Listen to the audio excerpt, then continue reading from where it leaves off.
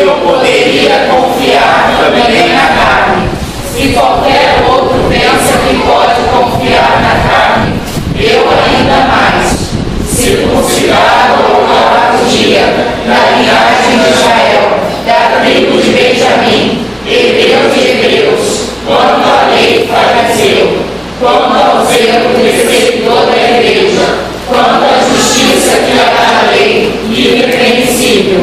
Mas o que para mim era lucro, isso considerei perda por causa de Cristo. Sim, deveras considero tudo como perda, por causa da sublimidade do conhecimento de Cristo Jesus, meu Senhor, por amor do qual perdi todas as coisas e as considero como refúgio para ganhar a Cristo e ser achado nele, não tendo justiça própria, que procede de lei, senão que é em Cristo, a justiça que procede de Deus, baseada na fé, para o conhecer e o poder da sua ressurreição e a comunhão dos seus sofrimentos, conformando-me com eles na sua morte, para de algum modo alcançar a ressurreição do meio dos mortos. Não que eu tenha já recebido, ou tenha já obtido a perfeição, mas prossigo para conquistar aquilo para que também fui conquistado por Cristo Jesus. Irmãos, quanto a mim, não julgo havê-lo alcançado, mas uma coisa faço, esquecendo-me das coisas que para trás ficam e avançando para as que diante de mim estão. Prossigo para o alvo, para o prêmio da soberana vocação de Deus em Cristo Jesus. Amém. Pode sentar-se. Esse é o texto que nós também lemos no culto hoje pela manhã, o texto da epístola recomendada para esse quinto domingo de Quaresma, aonde o apóstolo Paulo fala de si. O apóstolo Paulo, na verdade, ele está reagindo. Se nós olharmos o texto imediatamente anterior, nós vamos ver um apóstolo Paulo muito irritado, um apóstolo Paulo muito chateado, diríamos um apóstolo Paulo bravo. Ele começa o texto dizendo: acautelai-vos dos cães, acautelai-vos daqueles que são maus obreiros, daqueles que são da falsa circuncisão. E ele pede que os cristãos se afastem daquelas pessoas que na verdade têm aparência de religiosas, mas que não seguem o Evangelho de Jesus Cristo. E então ele diz: olha, essas pessoas estão se colocando muito acima de outras pessoas pelo fato de cumprirem leis ou pelo fato de terem uma linhagem lá da descendência de Davi, lá da descendência de Abraão. Eles confiam nas leis, eles confiam nas tradições. E então eu gostaria de dizer uma coisa, e aí ele diz: se fosse para confiar naquilo que eu trago de casa, eu teria muito mais motivo para me orgulhar do que todos eles. Então ele faz um pequeno resumo da sua vida, e foi o que nós acabamos de ler. Ele diz que ele é da linhagem de Benjamim, que ele é hebreu, que ele foi fariseu. Eu queria colocar alguns destaques na sua fala. Ele diz assim: quanto à lei, fariseu, zeloso, cumpridor da lei, irrepreensível quanto à lei. Queridos irmãos, a lei do povo judeu era uma lei cheia de regras, era uma lei cheia de cobranças.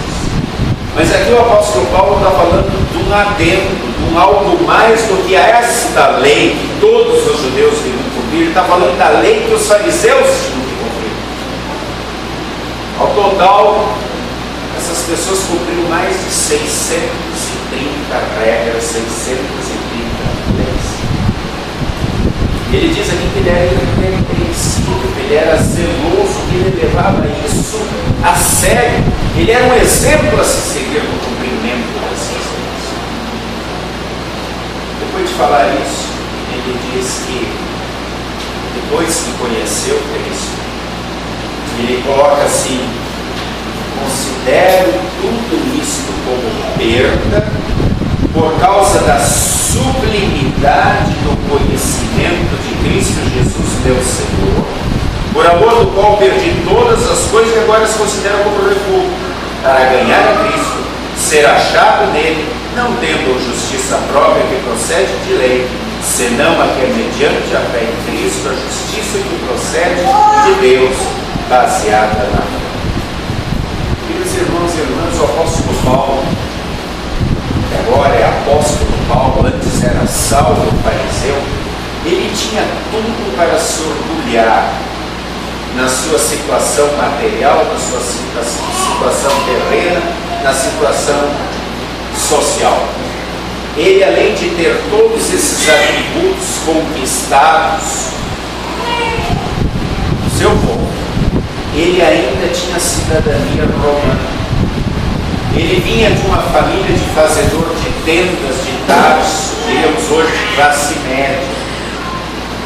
Ele podia, no Império Romano, circular em todos aqueles países, diríamos hoje sem passaporte, por ser cidadão romano. E ele diz que tudo isso ele agora, a partir do momento que ele conhece a sublimidade do amor de Cristo, ou seja, como é sublime, como é um amor que envolve, como é um amor especial, como é um amor diferente, como é um amor intenso esse amor de Cristo. Ele diz: depois que eu conheci esse amor, depois que eu fui atingido por esse amor, tudo isso que eu conquistei, tudo isso que todas as pessoas fazem tudo para ter, para conquistar, para mim é refúgio. É lixo. Não importa mais. Então ele diz: eu agora considero uma coisa mais valiosa que eu tenho como grande lucro da minha vida, seguir a Jesus Cristo, ser Cristo. E lá no finalzinho do texto ele diz: não que eu já tenho alcançado a perfeição, não. Estou longe disso, mas eu prossigo, um passo de cada vez, ele está dizendo, um dia após cada dia, rumo ao alvo, e ele coloca o alvo. O alvo é o prêmio, a soberana vocação. Soberana vocação em Cristo. É atrás disso que Paulo viveu aqui na terra. Eu escolhi como tema da mensagem: somos vocacionados para servir. O que é uma vocação? O que é ser vocacionado? É algo que nos é dado, é algo que nos é presenteado por Deus. É Ele quem nos vocaciona, é Ele quem nos dá esse presente, é Ele quem nos faz ser aquilo que nós temos a condição de sermos, com os dons, com os talentos, com as qualidades, com as capacidades que Ele dá a cada um de nós. Ele nos vocaciona para sermos, em casa, um bom marido, uma boa esposa, um bom filho, um bom irmão, um bom vizinho. Ele nos vocaciona para sermos lá no nosso trabalho um bom patrão, um bom professor, ou sermos um bom aluno, um bom empregado. É Deus quem nos vocaciona, quem nos dá os dons, quem nos dá as qualidades, quem nos dá os atributos, quem nos dá as capacidades para que possamos atingir esse alvo ali onde exercemos o cargo, o ofício, a vocação que estamos vivendo. E Paulo diz que o maior de todas as vocações é estar em Cristo. Por quê? Porque se eu estou em Cristo, se o amor de Cristo já me envolveu, eu agora estou rumando para uma vida eterna junto com Deus. Ela não acaba, ela é perene, ela é eterna. E E lá em João, em Apocalipse, João nos diz que lá não haverá mais dor, nem pranto, nem miséria, nem pecado, nem morte, nem luto. Lá nós seremos perfeitos como éramos lá no Jardim do Éden quando Deus nos criou. E é para isso que encaminhamos. Por isso que ele diz aqui: eu ainda não sou perfeito, lá o Senhor. E essa é a caminhada de todo cristão, de todo aquele ser humano que foi chamado à fé em Jesus Cristo pelo Espírito Santo, que conheceu a sublimidade do amor de Deus. Queridos irmãos e irmãs, nós temos a Bíblia, a Escritura Sagrada, que é um livro que é diferente dos outros livros, porque na Bíblia é Deus falando conosco, nos contando a história da humanidade, nos contando de onde viemos e para onde vamos. Isso há dois destinos: céu ou inferno. Ele nos mostra como chegarmos num e como chegarmos no outro. Para chegarmos ao céu é através de Jesus Cristo como Senhor e Salvador. Para chegarmos ao inferno são todos os outros caminhos, todas as outras alternativas. Enquanto estamos aqui, nós somos vocacionados, nós somos chamados para fazermos a diferença ali onde estamos. E a Bíblia, a Escritura Sagrada, ela nos relata, tanto no Antigo como no Novo Testamento, a história de vários e vários personagens, de vários e vários homens, mulheres, crianças, jovens e adultos, iguaizinhos a mim, iguaizinhos a você, pecadores como eu sou, pecadores como você é, pessoas cristãs, foram transformadas pelo amor de Deus, e disseram a mesma coisa de Paulo: eu agora tenho um outro alvo. Eu, a partir do momento que conheci a sublimidade do amor de Deus, como é intenso, como é bonito, como é perfeito, como esse amor me envolve, eu quero seguir um novo caminho, e eu vou para o céu. E todos esses personagens bíblicos, com seus defeitos, com seus erros, eles deixaram pegadas, eles deixaram rastros, os registros da sua história estão na Escritura Sagrada, para que nós sigamos os seus passos, aprendamos com seus erros, para não cometermos os mesmos erros, e quando os cometemos, para sabermos que existe perdão, que existe um Deus amoroso que está de braços abertos, nos chamando de volta para nos acolher, nos abraçar, nos perdoar, nos amar em Cristo Jesus. Essas histórias estão ali para servir de motivação, para nos darem ânimo e para também servirem de exemplos, para que nós possamos saber como melhor servir a Deus ali onde estamos hoje. Tudo acabou quando a Bíblia terminou de ser escrita em Apocalipse? Não, porque a história continua. Depois dos apóstolos, vieram os apóstolos dos apóstolos, vieram aqueles que aprenderam a fé, que receberam a fé por causa da palavra pregada pelos apóstolos. E nós temos grandes exemplos, como por exemplo Policarpo, foi morto, assassinado pela sua fé, mas foi discípulo do apóstolo João. Nós temos Irineu, e depois a história vai passando, nós temos grandes homens que mudaram a sua vida com o conhecimento de Jesus, como Agostinho, que até enquanto era jovem ainda era um pervertido, mas foi atingido pelo Evangelho de Jesus, a sua vida foi transformada por esse Evangelho. Ele se tornou o grande Agostinho, o grande líder da igreja. Nós temos a história de Lutero, que todos nós conhecemos, que Deus usou para ser o grande reformador da igreja, que nos serve de exemplo. E aonde eu estou querendo chegar? Eu estou querendo chegar nos dias de hoje, na nossa situação atual. dia de hoje foi enterrado aqui no Rio de Janeiro um senhor chamado Arthur Lema. Esse homem ele foi membro da Congregação da Penha, membro da Congregação da Paz, e ele foi um grande servo de Deus, com todos os erros, com todos os pecados que cometeu. Mas ele foi um homem consagrado a Deus. Ele foi um grande líder nesse distrito, com os seus dons, com os seus talentos. E hoje Deus o recebeu ontem, no dia do falecimento, hoje foi o primeiro, ontem Deus o recebeu na glória.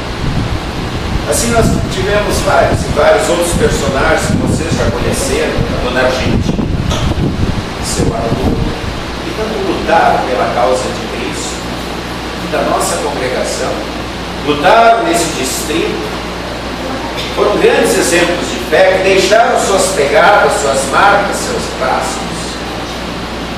Nós temos o seu Arlindo, um jeito desastrado dele, atrapalhado, mas sempre fiel para poder ajudar aonde pudesse, para levar o Evangelho adiante.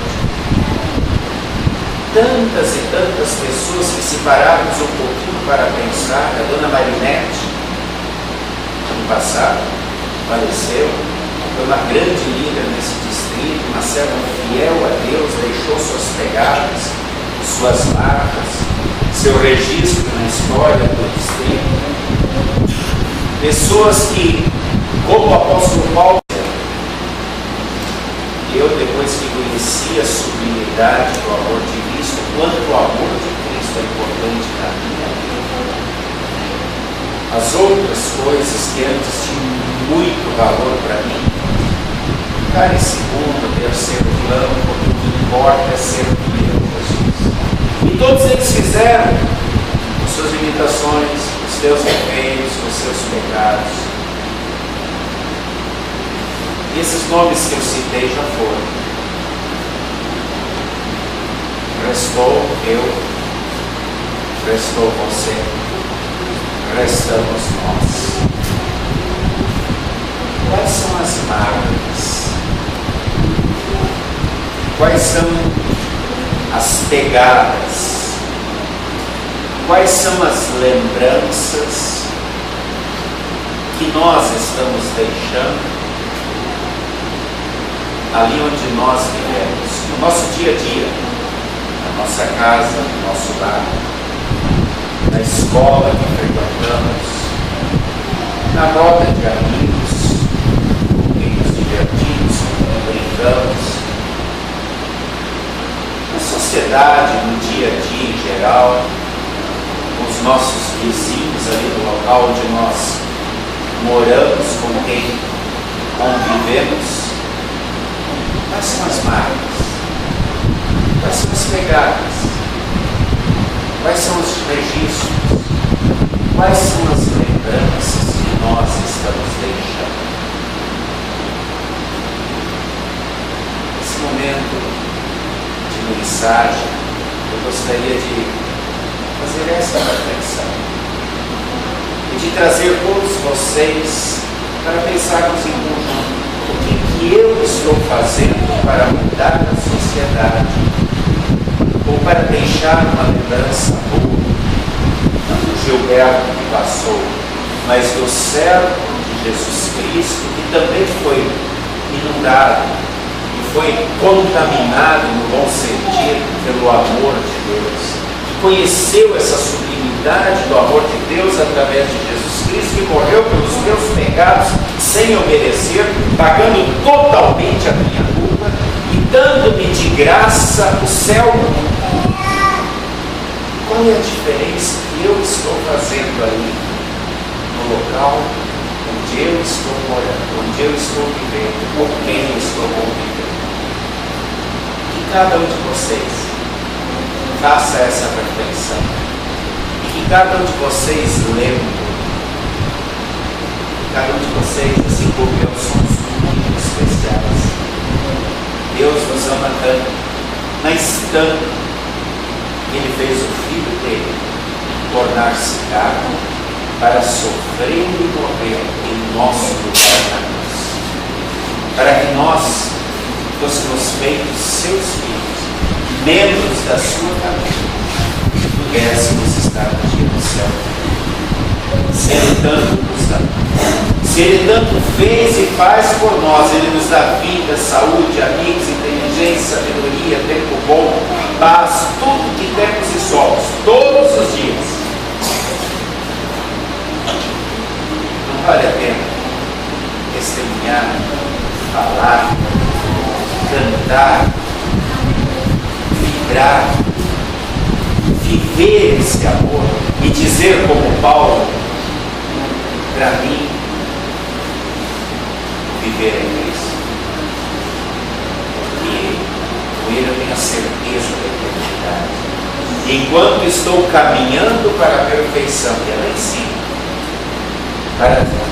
continuo caminhando vocacionado por Deus para servir, levando esse amor de Deus aonde eu estou, deixando marcas, registros, pegadas e boas lembranças, como aqueles que se foram há muito tempo atrás, ou há pouco tempo atrás, ou outro, e nós também possamos deixar boas lembranças. Somos vocacionados para ser. Não é a qualquer um, é o Senhor do universo que nos ama, que nos salvou em Jesus. Que assim seja. Amém.